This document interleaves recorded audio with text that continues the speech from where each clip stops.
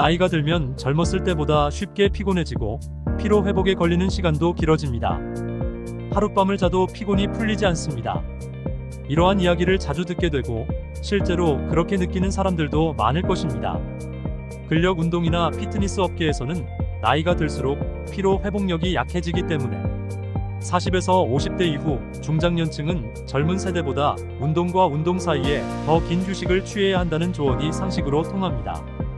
하지만 이러한 상식은 과학적으로 근거가 부족하다는 연구가 미국 의학 저널에 발표되었습니다. 연구에 따르면 근력 운동으로 피로해진 근육의 회복력과 그 속도는 노화의 영향을 거의 받지 않으며 그 차이는 오히려 개인의 운동 경력에 따라 달라진다는 것입니다. 만약 젊었을 때보다 피로가 덜 풀린다고 느낀다면 이는 노화가 아닌 단순한 운동 부족 때문일 수 있다는 것입니다. 센트럴 플로리다 대학의 제이 호프만 교수 등이 주축이 되어 진행된 이 연구는 평균 연령 22세의 젊은 그룹 9명과 평균 연령 47세의 중년 그룹 10명을 대상으로 비교했습니다.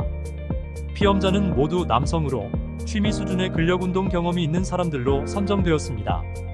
취미 수준의 근력 운동 경험이란 지난 6개월 이상 주당 최소 150분 이상 근력 운동을 한 경험이 있는 사람을 뜻합니다.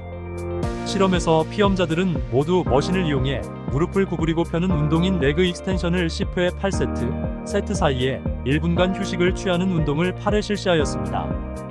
실험 전후와 48시간 후에 피실험자들의 근력을 측정했습니다. 같은 시기에 혈액 검사도 실시해 근육의 손상과 염증의 변화를 기록했다고 합니다. 염증이 어떻게 회복되는지는 근력 운동으로 파괴된 근육 섬유가 재생되는 과정의 진행 상황을 보여주는 척도가 될 수 있다는 것입니다. 실험의 결과는 매우 단순하면서도 놀라운 결과였습니다. 젊은 그룹과 중년 그룹 사이에 회복력에서 뚜렷한 차이가 나타나지 않았다는 것입니다. 절대적인 근력 자체는 당연히 젊은 그룹이 우세했지만 그 근력을 바탕으로 회복하는 상대적인 속도는 두 그룹 모두 동일했습니다. 근육의 스트레스와 염증이 가라앉는 과정도 두 그룹이 같은 패턴을 보였고 주관적인 근육통과 긴장도 역시 마찬가지였습니다. 나이와 상관없이 평소 근력 운동을 열심히 하는 사람일수록 회복력이 높다는 결과도 나왔습니다. 앞서 언급했듯이 이 연구는 매우 제한된 표본을 대상으로 한 연구입니다. 만약 표본을 넓힌다면 회복력과 나이의 상관관계는 어떻게 나타날까요? 이 질문에 대한 답은 현재로서는 찾을 수 없습니다. 이것은 앞으로의 연구 과제가 될 것입니다. 하지만 이제 나이가 들어서라는 상투적인 말을 훈련 중단의 이유나 핑계로 삼아서는 안 된다는 것만큼은 스스로에게 다짐할 수 있지 않을까요? 피로가 풀리지 않았다고 짐작해서 휴식을 오래 하면 다음에 훈련할 때는 근력이 떨어집니다. 이런 패턴이 반복되면 근력 운동 효과가 발생하기 어렵고 성장이 정체되거나 후퇴하게 됩니다.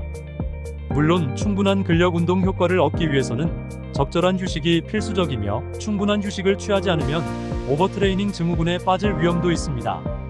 하지만 너무 오래 쉬는 것은 운동 부족을 초래할 수도 있습니다. 회복력이 약해져서 운동 부족이 될까? 운동이 부족해서 회복력이 약해질까? 계란이 먼저인지 닭이 먼저인지 묻고 있는 것 같지만 적어도 이 두 가지로 인해 악순환의 무한 루프가 반복되는 상황은 피하고 싶을 것입니다. 이를 예방하기 위해서는 나이를 필터로 삼지 말고 자신의 몸과 진지하게 대화하는 것이 중요하지 않을까요? 오늘도 시청해주셔서 감사드리며 구독과 좋아요는 제작에 큰 힘이 됩니다.